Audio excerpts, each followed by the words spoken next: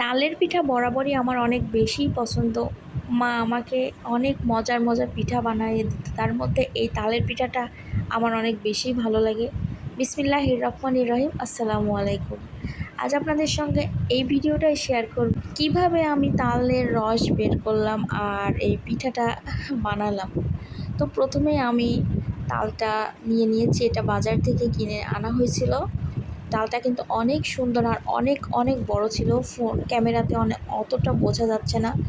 তো প্রথমে আমি খোসাটা ছাড়িয়ে নিব।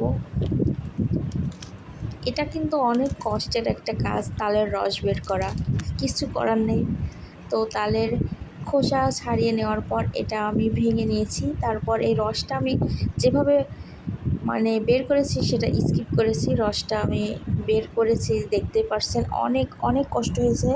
বলতে গেলে আমার হাত একটা জায়গায় কেটেও গিয়েছিল।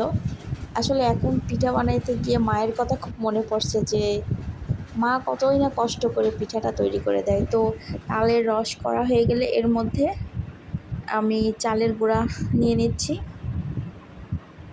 চালের গুঁড়ার মধ্যে আমি কিছু চিনি দিব। চিনি দিয়ে এটা খুব ভালোভাবে মেখে নিব। আমার থেকে কিন্তু মা অনেক বেশি মজা করে পিঠা বানাতো। যাই হোক, মাখা হয়ে গেলে চুলাতে একটা পাত্র বসিয়ে তাতে তেল দিয়ে নিব, আর তেলটা গরম হয়ে এলেই তালের যে গোটাটা মাখিয়ে রেখেছি ওটা আস্তে আস্তে দিয়ে দিব। আসলে ভাদ্র মাসের এই তালের পিঠা না খেলে তো হয় না, এখনই যেন পিঠাটা বেশি মজা লাগে। আমার সব তালের যে পিঠা এগুলো দেওয়া হয়ে গেছে, আর দেখতে পাচ্ছেন খুব সুন্দর কিন্তু ফুলে উঠেছে, অনেক সুন্দর হয়েছে, একদম আমার মায়ের মতো যেভাবে বানাতো আর কি। মাশাল্লাহ, এই তো অনেক অনেক সুন্দর হয়েছে। চাইলে কিন্তু আপনারা এইভাবে আমার মতো বানাতে পারেন, তবে এটা কিন্তু অনেক কষ্টের একটা কাজ, তালের রস বের করে। আলহামদুলিল্লাহ, আমার পিঠাটা খুব সুন্দর হয়েছে।